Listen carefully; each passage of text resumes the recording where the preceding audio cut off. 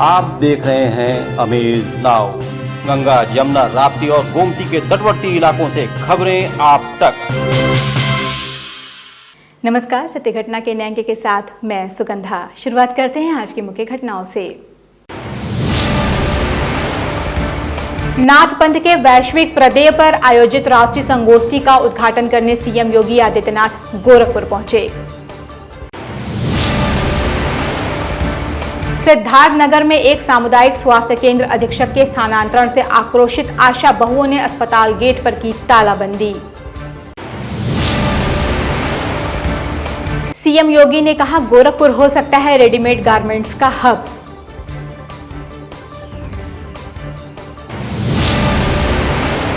संत कबीरनगर जनपद में सराफा व्यापारी गोलीकांड का हुआ खुलासा। अब सत्य घटना विस्तार। अपने 2 दिवसीय दौरे पर गोरखपुर पहुंचे मुख्यमंत्री योगी आदित्यनाथ ने दीनदयाल उपाध्याय गोरखपुर विश्वविद्यालय के दीक्षा भवन में नाथ पंथ के वैश्विक प्रदेय पर आयोजित 3 दिवसीय अंतर्राष्ट्रीय संगोष्ठी का उद्घाटन दीप प्रज्वलित कर किया। इस कार्यक्रम में यूजीसी के चेयरमैन डीपी सिंह भी मौजूद रहे। इस कार्यक्रम की शुरुआत दीप प्रज्वलन और वंदे मातरम गीत से शुरू हुआ। गोरखपुर विश्वविद्यालय में 3 दिनों तक चलने वाली संगोष्ठी की पूरी अवधारणा 6 खंडों में विभाजित की गई है, जिसके अंतर्गत 35 तकनीकी सत्र आयोजित होंगे।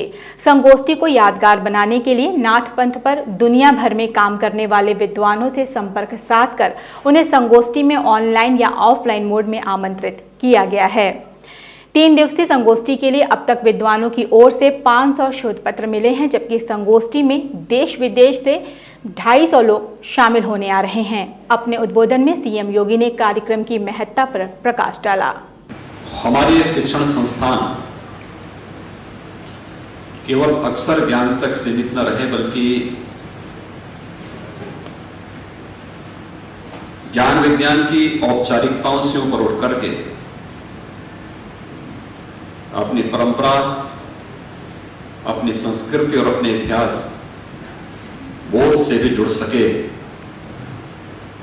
इस दृष्टि से इस प्रकार की संगोष्ठी आज की आवश्यकता है और इसलिए हम सब ने प्रयास किया है कि हर एक विश्वविद्यालय जहां पर भी स्थित है वह विश्वविद्यालय उसके आसपास से जुड़े हुए वहां की परंपरा, वहां की समृद्ध सांस्कृतिक विरासत और उन ऐतिहासिक पक्षों को अपने साथ जोड़ करके उसे आगे बढ़ा सके। सिद्धार्थनगर जिले के सामुदायिक स्वास्थ्य केंद्र लोटन बाजार में आशा कर्मियों ने गेट पर ताला लगाकर धरने पर बैठ गईं। आशाओं का ये आक्रोश यूं ही नहीं है। दरअसल सामुदायिक स्वास्थ्य केंद्र लोटन बाजार के अधीक्षक अमित कुमार चौधरी को अचानक ही इस अस्पताल से स्थानांतरित कर दिया गया है। इस बात को लेकर आशा बहुएं धरने पर बैठ गई हैं। आशा कर्मियों का कहना है कि अधीक्षक अमित चौधरी हर एक काम में आगे रहते हैं। कोरोना काल में उन्होंने हर एक की मदद की, चाहे वो उनका स्टाफ हो या फिर इलाके का कोई भी बीमार या पीड़ित। आशा कर्मियों का ये भी कहना है कि अगर जिलाधिकारी और सीएमओ द्वारा जब डॉक्टर को जिले से बाहर नहीं भेजना था तो फिर हटाया ही क्यों गया। अब उनकी जगह कोई और डॉक्टर आएगा तो हम उन्हें रहने नहीं देंगे। हमारे सिद्धार्थनगर संवाददाता ने कुछ आक्रोशित आशा बहुओं से बात की तो सभी का गुस्सा 7वें आसमान पर दिखा। क्या कसूर है डॉक्टर साहब को कि इनके यहाँ से ट्रांसफर किया जा रहा है, ये हम लोग समझना चाह रहे हैं। मेरे डॉक्टर साहब, मेरे MYC बहुत ही अच्छे हैं, जितना भी हम कहें उतना कम है मेरे लिए। बहुत ही अच्छे हैं। 2006 से हम लोग आशा संगनी आशा के पद पे हैं, लेकिन हम लोगों के साथ बहुत ही अच्छा व्यवहार किए हमारे डॉक्टर साहब। ऐसा MYC हम लोगों को कोई नहीं मिला था। अगर हमारे MYC साहब को यहाँ से हटाया जा रहा है तो पूरे सिद्धार्थनगर से इनको अलग कर दिया जाए, इस सिद्धार्थनगर में उनको रहने ना दिया जाए। DM साहब और CMO साहब से ये पूछती हूँ कि लोटन ब्लॉक के डॉक्टर साहब को क्यों यहाँ से हटाया जा रहा है, इसका मुझे रीजन चाहिए। किस बेस पर उनको यहाँ से हटाया जा रहा है। डॉक्टर साहब रात दिन घर घर जा कर के कोरोना में इतना मेहनत किए, हर गांव में पहुँचे, सब आशा बहनों को साथ दिए, पूरे क्षेत्र का साथ दिए, किस बेस पर उनको हटाया जा रहा है? गोरखपुर जनपद के कौवाबाग स्थित पूर्वोत्तर रेलवे श्रमिक संघ के केंद्रीय कार्यालय पर आगामी 21 मार्च को होने वाले द्विवार्षिक महाधिवेशन को सफल बनाने को लेकर पदाधिकारियों द्वारा कार्य समिति की बैठक कर रणनीति तैयार की गई। बैठक की शुरुआत मां भारती और मजदूर संघ के संस्थापक स्वर्गीय दत्तपंत ठेगड़ी के चित्र पर माल्यार्पण कर किया गया। मीडिया से बात करते हुए भारतीय रेलवे मजदूर संघ के राष्ट्रीय अध्यक्ष AK सिंह ने बताया कि द्विवार्षिक सम्मेलन में हम अगले 2 वर्षों के लिए रूपरेखा तैयार करते हैं। कल पूर्वोत्तर रेलवे का द्विवार्षिक अधिवेशन है। द्विवार्षिक अधिवेशन से पूर्व हम लोग कार्य समिति की बैठक करते हैं, जिसमें अपने पिछले 2 वर्ष की समीक्षा करते हैं और आगामी आने वाले 2 वर्ष के लिए हम अपनी कार्य योजना क्या हमारी होगी, उसकी गतिविधियां क्या होगी, इसके ऊपर हम अपनी चर्चा करते हैं और फिर इसी रणनीति के तहत 2 वर्ष के लिए अपनी नीति तैयार करते हैं। उत्तर प्रदेश सरकार द्वारा संचालित एक जनपद एक उत्पाद योजना के अंतर्गत कचहरी क्लब के मैदान में रेडीमेड गारमेंट प्रदर्शनी व प्रशिक्षण का मुख्यमंत्री योगी आदित्यनाथ ने अवलोकन कर उद्घाटन किया। प्रदेश सरकार का उद्देश्य है कि प्रत्येक जनपद के हस्तकला, हस्तशिल्प एवं विशिष्ट हुनर को सुरक्षित एवं विकसित किया जाए, ताकि उस जनपद में रोजगार सृजन के साथ साथ आर्थिक समृद्धि का लक्ष्य भी हासिल हो सके। ये तभी हो सकता है जब जनपद के विशिष्ट उत्पादों के लिए कच्चा माल, डिजाइन, प्रशिक्षण, तकनीकी के साथ साथ कारोबारियों को अन्य आवश्यक साधन सामग्री आसानी से उपलब्ध हो जाए। अगर सीएम योगी का ये स्कीम पूर्ण रूप से सफल रहा तो हर छोटे छोटे कारोबारियों को अपने ही जनपद में खुद की एक पहचान के अलावा उन्हें अपने उत्पाद का अच्छा मुनाफा मिल सकेगा। आपको बता दें कि विगत 2018 से शुरू किए गए ODOP के बाद कई छोटे बड़े उद्यमियों को इसका सीधा फायदा मिला है और प्रदेश सरकार द्वारा 350 करोड़ रुपए अवमुक्त कर हैंडलूम्स और जनपद के मुख्य उत्पादों को बढ़ावा देने का काम किया गया है। मुख्यमंत्री योगी आदित्यनाथ ने अपने संबोधन में कहा कि गोरखपुर की 55 लाख की आबादी में से 25 लाख महिलाएं हैं, जिनको इस योजना से जोड़कर काफी बड़े पैमाने पर अपने जनपद को रेडीमेड गारमेंट के हब के रूप में विकसित कर सकते हैं। वे सभी उद्यमी इसमें आज रुचि ले रहे हैं, मार्केटिंग से अपने उत्पाद को जोड़ने का काम कर रहे हैं और प्रशासन भी इसके साथ जुड़ करके इस अभियान को तेजी के साथ आगे बढ़ाने का कार्य कर रहा है। अभी वक्त है छोटे से ब्रेक का, कहीं जाइएगा नहीं, मिलते हैं ब्रेक के बाद।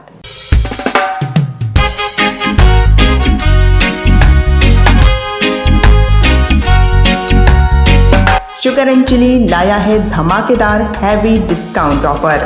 आपके किचन का हर जरूरी सामान मिलता है आधे दाम पर।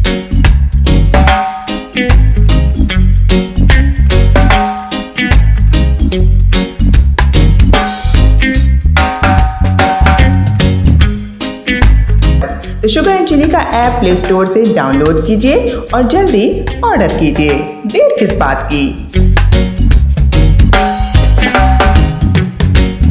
Offset printing, flex and digital printing, radium, glow shine board and vinyl print, steel letter, acrylic letter board, wedding album, social media advertising, cinema, LED, paper advertising, cinematic video mixing lab, candid and cinematic photography and videography के लिए संपर्क करें Shri Ashtavinayak advertiser and media solution, Pratap market, cinema road, Golghar, Gorakhpur. Mobile number 9665631022।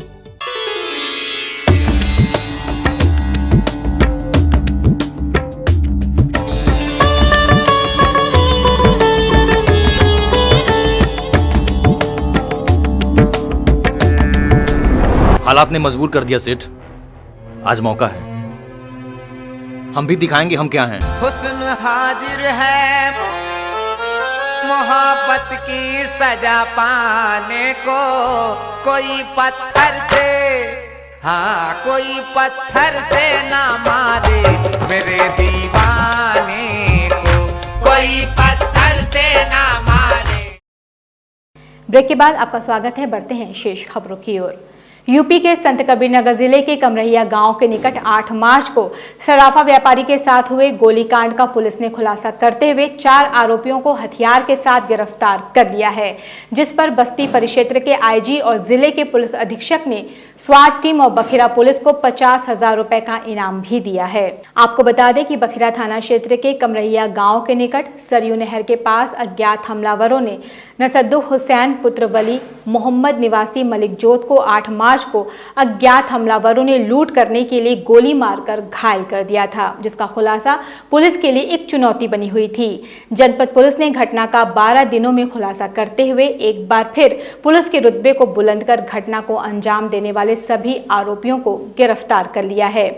पूरे मामले पर गौर करें तो घायल नसद्दुक हुसैन के भतीजे और उनके चालक ने लूट करने के लिए गोली मारकर घटना को अंजाम दिया था, जिसमें पुलिस ने अभियुक्त अलीम पुत्र रहमत अली, नूर आलम पुत्र महंगी उर्फ गयासुद्दीन और मोहम्मद शाहिल उर्फ शाह मोहम्मद पुत्र स्वर्गीय मोहम्मद मुस्तफ़ा व बबलू उर्फ इस्लाम पुत्र स्वर्गीय मोहम्मद अकरम को गिरफ्तार करते हुए इनके पास से घटना में प्रयुक्त हथियार, कारतूस और मोटरसाइकिल बरामद कर लिया है। पुलिस अधीक्षक संत कबीरनगर डॉक्टर कौस्तुभ ने बताया कि पकड़े गए अभियुक्तों को धारा 307 और 398 में कार्रवाई करते हुए न्यायालय भेज दिया गया है। इनके परिवार के माध्यम से और मीडिया के माध्यम से लगातार जो हमें सूचनाएं प्राप्त हुई थी, उसके आधार पर तथा सीसीटीवी के आधार पर टीम द्वारा अथक परिश्रम करते हुए इस पूरे घटनाक्रम को खोला गया है और इस पर जनपद स्तर से लगी टीम को 25,000 का इनाम दिया जा रहा है तथा साथ ही इसमें पुलिस महानिरीक्षक रेंज बस्ती द्वारा भी इसमें पूरी टीम को 25,000 रुपये से पुरस्कृत किया गया। यूपी के संत कबीरनगर जिले में कांग्रेस पार्टी के अल्पसंख्यक विभाग के जिला अध्यक्ष ने उत्तर प्रदेश में योगी सरकार के 4 साल कार्यकाल पूर्ण करने पर उत्सव मनाए जाने को छलावा बताया और कहा कि बगैर विकास किए ही सरकार गाथा गा रही है, जबकि किए गए वादों को पूर्ण करने में सरकार पूरी तरह से विफल रही है। आपको बताते चले कि कांग्रेस पार्टी के अल्पसंख्यक प्रकोष्ठ के जिला अध्यक्ष मोहम्मद अहमद अंसारी ने योगी सरकार पर आरोप लगाते हुए कहा कि देश का विनाश कर योगी सरकार उत्सव मना रही है, जो कि निंदनीय है। प्रदेश की जनता से झूठा वायदा कर योगी ने 2017 में सत्ता हासिल की और अब महंगाई चरम पर है। आम आदमी का रोजगार समाप्त हो चुका है। वहीं प्रदेश सरकार 4 साल बेमिसाल का दावा कर जनता के साथ क्रूर मजाक कर रही है। आम जनमानस 2022 में इसका करारा जवाब देगी। आज हमने जो ये कॉन्फ्रेंस रखा है उसमें हम जनता को ये बात बताना चाहते हैं, जनता खूब जानती है, उसके बावजूद भी हम इस सरकार का बहिष्कार करते हैं और इसके लिए जो हमारे क्षेत्र में जो हमारा ज़िला है उसमें जो काम नहीं हुए हैं, अगर वो काम नहीं हुए तो हम आंदोलन भी करेंगे और जो आंदोलन करेंगे, जो लड़ाई काम करेंगे देश हित के लिए, जनता के हित के लिए करेंगे, उसमें जो भी जिम्मेदारी होगी शासन प्रशासन की होगी। बात जब यूपी के भाजपा सरकार की हो तो विपक्षी उस पर अपनी टिप्पणी ना करे, ऐसा तो हो ही नहीं सकता। जहां अपने 4 साल के कार्यकाल पूर्ण होने पर प्रदेश की भाजपा सरकार जश्न मना रही है, तो वहीं अन्य विरोधी पार्टियों के साथ सुर से सुर मिलाते हुए आम आदमी पार्टी ने इसे विकास किए बगैर ही फर्जी गाथा बताया है और प्रदेश सरकार पर कटाक्ष करते हुए आम आदमी पार्टी ने प्रदेश की योगी सरकार के दावे को ढकोसला बताया है। आम आदमी पार्टी के जिला अध्यक्ष रमेश चंद्र यादव ने प्रदेश की योगी सरकार द्वारा प्रदेश में 4 साल के कार्यकाल पूर्ण होने पर किए जा रहे दावों को ढकोसला बताते हुए कहा कि योगी सरकार अपने निकम्मेपन का उत्सव मनाने वाली देश की पहली सरकार है। विगत 4 वर्षों में किसान, बेरोजगार, आम आदमी बेहाल है। जनता इस तानाशाही सरकार से ऊब चुकी है। वहीं आम आदमी पार्टी के जिला अध्यक्ष ने कहा कि उत्तर प्रदेश की भाजपा सरकार दिल्ली के मॉडल पर कार्य करे तो आम आदमी पार्टी भी उसके साथ है। कि आने वाले समय में हम जनता के बीच जब भी जाएंगे, हम अपने विकास मॉडल पे दिल्ली पे बात करेंगे। जिस तरह से भाजपा ने गुमराह रख करके रखा, लूटा देश को, उस तरह से हमारी सरकार नहीं चलती। हमारी सरकार चलती है विकास पे मॉडल पे। विकास दिल्ली में है, अगर दिल्ली में विकास मिल सकता है तो यहीं की जनता वहाँ भी जाकर के कमा खा रही है, उनसे पूछिए कि वहाँ विकास हुआ कि नहीं हुआ है। तो दिल्ली में विकास हो सकता है तो उत्तर प्रदेश में विकास क्यों नहीं हो सकता है। सिद्धार्थनगर के डुमरियागंज नगर पंचायत के इटवा थाने में पड़ने वाले शाहपुर चौकी पुलिस ने एक ट्रक चालक को ट्रक के साथ उस समय दबोच लिया जब वो अपने वाहन पर जल निगम के कुछ कीमती सामान लेकर फरार होने की कोशिश में था। नगर में कार्य के लिए जल निगम विभाग द्वारा पाइपलाइन का कार्य कराया जा रहा था, जहां पाइप रखी हुई थी। आज सुबह एक ट्रक पर क्रेन द्वारा 19 जल निगम की पाइप को लाद कर ट्रक ड्राइवर फरार होने की फिराक में था। जानकारी मिलते ही स्थानीय सभासद शैलेंद्र सिंह द्वारा पुलिस व जल निगम के अधिकारियों को सूचना दी गई। तत्काल मौके पर पहुंचे जल निगम के अधिकारी व पुलिस ने ट्रक पर लदे पाइप व क्रेन को कब्जे में लेकर थाने ले आई। इससे पहले भी भवानीगंज थाना क्षेत्र के कुछ दिन पहले जल निगम की पाइप चोरी हुई थी, जिसकी लिखित शिकायत इटवा थाने में दर्ज की गई थी। जल निगम जेई शीश नारायण ने बताया कि 19 जल निगम की पाइप और कीमती सामानों की कीमत लगभग 3,75,000 रुपए है। हमारी पाइप यहाँ डोमरिया का नगर पंचायत पर काम चल रहा था, पाइपलाइन का हमारे विभाग का कार्य कराया जा रहा था। आज सुबह माननीय सभासद शैलेश कुमार के द्वारा हमें सूचित किया गया कि कुछ लोग आपकी पाइप को उठाकर लेकर जा रहे हैं।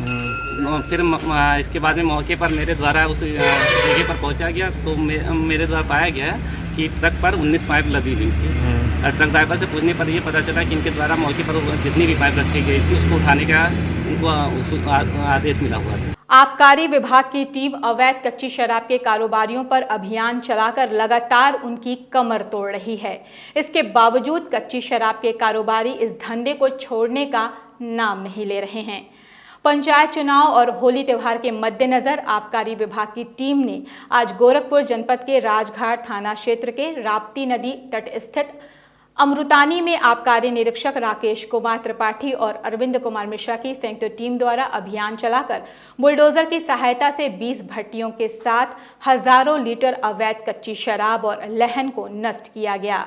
आबकारी विभाग की कार्रवाई में अवैध कच्ची शराब के कारोबारी नाव के सहारे नदी पार करके फरार होने में कामयाब हो गए। आबकारी निरीक्षक ने बताया कि चुनाव और होली के त्योहार पर कोई अप्रिय घटना न हो, इसलिए हमारी टीम अवैध शराब के खिलाफ अभियान चला रही है। हम लोग को सूचना मिली थी कि जमीन के अंदर अभी ये लोग फिर से जो है होली और पंचायत चुनाव के दृष्टिगत जो है ये लोग कच्ची शराब बनाने की तैयारी कर रहे हैं।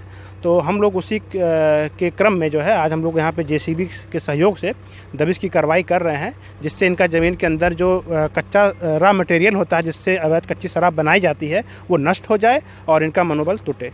आज के परिप्रेक्ष्य में रुपयों की लूट का आसान और सुरक्षित तरीका ऑनलाइन फ्रॉड बनता जा रहा है। इस साइबर अपराध में विश्व के किसी कोने से ठग एक लिंक को माध्यम बनाकर धोखे से आपकी जमा पूंजी पर हाथ साफ करके बहुत ही आसानी से कानून के शिकंजे से बच जाते हैं और पुलिस को उनकी पहचान के नाम पर सिर्फ आईपी एड्रेस ही मिलता है। ऐसा ही कुछ वाकया गोरखपुर के रहने वाले एयरफोर्स इंजीनियर लाल जी के साथ 15 मार्च को हुआ, जब एक फ्रॉडियर ने उन्हें बीएसएनएल हेल्पलाइन से फ़ोन करके ये कहा कि आपका नंबर बंद होने वाला है और आप दिए गए लिंक के माध्यम से 11 रुपये का रिचार्ज करके वैलिडिटी बढ़ा लें। जैसे ही लाल जी ने उस लिंक पर क्लिक किया तो हैकर्स ने उनके मोबाइल को हैक करके उनके खाते से 1,20,000 की रकम पर हाथ साफ कर दिया, जिसके बाद पीड़ित लाल जी ने बिना समय गंवाए जनपद की साइबर थाने पर संपर्क कर अपनी आपबीती सुनाई। क्राइम ब्रांच और साइबर सेल की टीम ने आईपी एड्रेस को ट्रेस कर जालसाजों को पहचान करने में लग गई। हालांकि फ्रॉड करने वाले हैकर्स का पता तो नहीं चल पाया, लेकिन पीड़ित लाल जी को 48 घंटों के अंदर ठगी गई रकम में से लगभग 81,000 रुपए उनके खाते में वापस भेजने में उन्हें सफलता मिली। मीडिया से बात करते हुए इंजीनियर लाल जी ने बताया कि मुझे इस बात का इल्म नहीं था कि इस तरह से भी ठगी की जाती है। मैं साइबर थाना को बहुत बहुत धन्यवाद देता हूँ और तुरंत उन्होंने एक्शन लिया। इसके लिए आगे इस तरह की जो आते हैं मोबाइल मैसेज वगैरह, उससे बचने के लिए मैं सबको यही कहूँगा कि ऐसा कोई भी आए तो उसको जो है डाउनलोड ना कराएं और ना तो कोई ओटीपी बताएं। इस मामले में SP crime doctor Mahendrapal Singh ने बताया कि हमें अभी अपराधी का आईपी एड्रेस ही मिला है, जिसके आधार पर हम गुनहगारों तक पहुंचने का प्रयास कर रहे हैं। इस कामयाबी में साइबर थाना गोरखपुर की ये उपलब्धि रही है और इसमें एसआई उपेंद्र कुमार सिंह और इनकी टीम का जो है मुख्य रोल रहा है,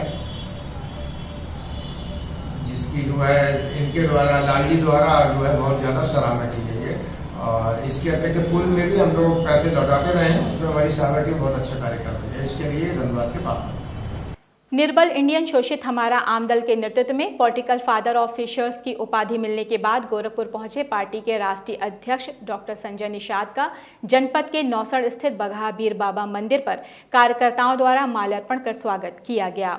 इस कार्यक्रम की अध्यक्षता निषाद पार्टी के राष्ट्रीय उपाध्यक्ष मक्खन लाल गोयल ने किया। इस अवसर पर मीडिया से बात करते हुए निषाद पार्टी के राष्ट्रीय अध्यक्ष डॉक्टर संजय निषाद ने राजनीतिक पार्टियों पर हमला करते हुए कहा कि जिन जिन पार्टियों ने हमें आरक्षण की श्रेणी से वंचित रखा है तो हमारे समाज के लोगों ने उनका बटन दबाना बंद कर दिया है। गुस्से में आए तो इनके सारे बटन बंद कर दिया, छूना, और सारी पार्टियां मर गई। योगी आदित्यनाथ गोरखपुर में मुख्यमंत्री हैं। ये जब सांसद थे तो इन्होंने इनके आरक्षण की बात की थी कि हम सड़क से सदन तक तुम्हारा आरक्षण दिलाएंगे, तुम संविधान में लिखे हुए हो और तुम्हारा हक बनता, हमें सरकार बना दो। उत्तर प्रदेश में सरकार बनाई, दिल्ली में हमने 2019 में इन्होंने अपने भाई को छोड़ दिया, वोट नहीं दिया। योगी जी को वोट इसीलिए दिया कि हमें आरक्षण मिलेगा। जब आरक्षण नहीं मिलेगा तो मेरा समाज अब योगी जी को भी छोड़ने के मूड में है। इनका ये सम्मान समारोह नहीं है, ये रैली है, रैला है। ये जिला पंचायत लड़ने की तैयारी है। एक एक सीट पर पूरे प्रदेश में निषाद पार्टी जिला पंचायत चुनाव लड़ेगी। सत्य घटना में ये थी अब तक की खबरें। तेज सटीक और ताज़ी घटनाओं को जानने के लिए जुड़े रहें अमेज नाउ के फेसबुक पेज, यूट्यूब चैनल और वेब पोर्टल से। अगले अंक में फिर से होगी मुलाकात। हमें दीजिए इजाजत। नमस्कार। आप देख रहे हैं अमेज नाउ। गंगा, यमुना, राप्ती और गोमती के तटवर्ती इलाकों से खबरें आप तक।